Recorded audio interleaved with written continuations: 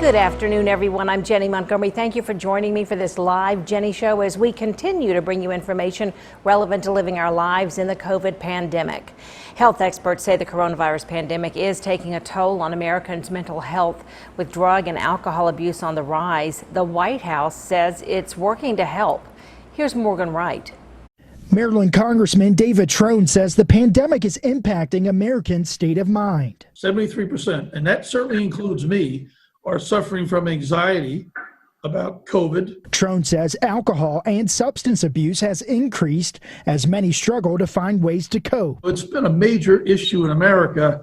Layer on top of that COVID, fear, uncertainty. Layer on top of that economic collapse.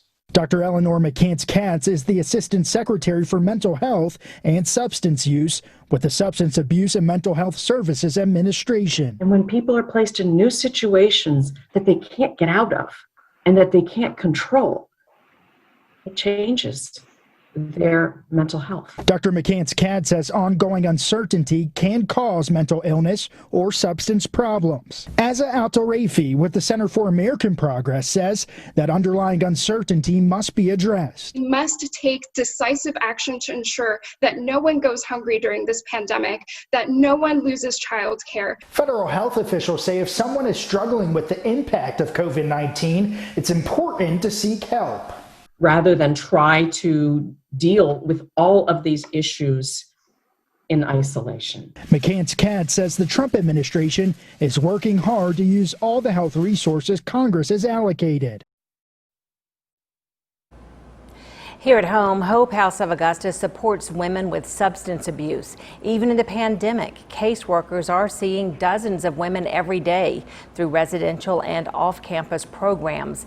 And the needs aren't just for women, but for their children too. So Kim, first of all, you're a treatment facility, so there are some people who live there. And have they been able to stay through all of this? Yes, we have 42 apartments on campus, and it's treatment for women with addiction issues, whether it's drugs or alcohol, and then it's one of the few places in the state that allows their children to live with them 13 years and younger while they go through treatment. And what about like your group meetings and things? Have you been able to hold those during COVID? We have, but with adjustments and changes.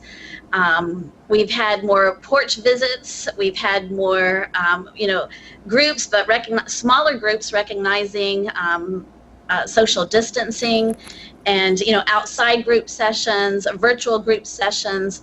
So, like everywhere, just had to make adjustments during this time. Right, absolutely. What about people that have dependence issues, and they may have other mental issues that are happening? How has this pandemic affected them differently maybe than the general population? We're expecting a spike after this of people needing our services. I think it's easily a time that people can relapse and start to self-medicate, due to the stress. More temptations, and like I mentioned, women self-medicating, due to the stress. Right. Right. How can the community help Hope House at a time like this?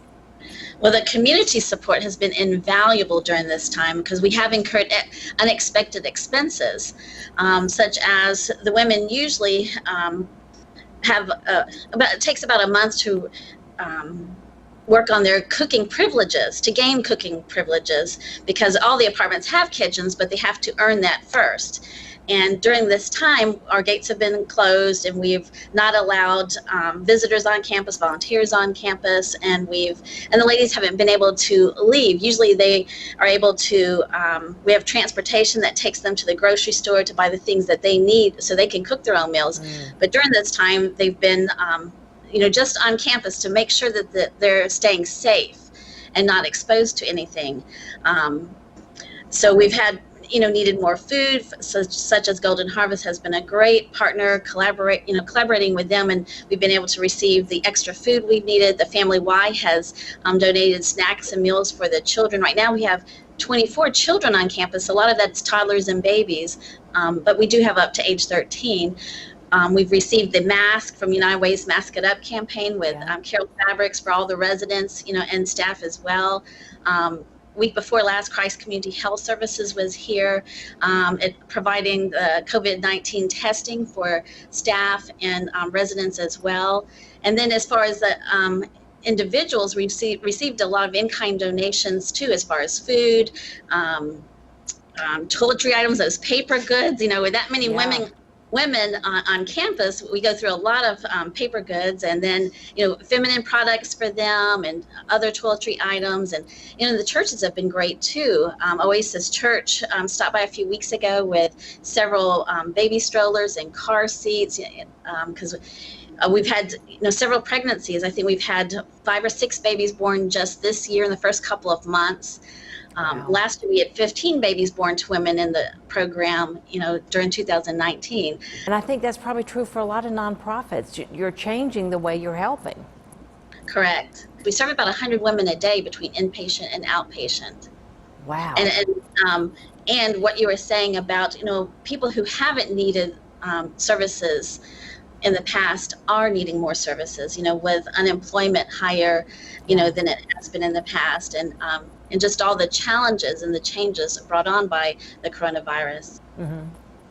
Well, it's a time when our community, I think, is certainly learning to be a lot more patient and caring, certainly caring with each other, and hopefully a lot more patient and understanding. And again, please reach out when we can help you get the word out of what your needs are. Thank you for your time, Kim. Thanks so much, Jenny. And that was Kim Grimes, the development coordinator at Hope House of Augusta. And if you would like to help Hope House, the folks would love to hear from you. The easiest way is to make a donation at hopehouseaugusta.org. You can call 706-737-9879 for more information, or you can drop a check in the mail to P.O. Box 3597, Augusta, GA 30914. Up next on Jennie, it is the other component to the mental health crisis in the pandemic, getting the emotional support you need, and how those who give help take a beat and take care of themselves.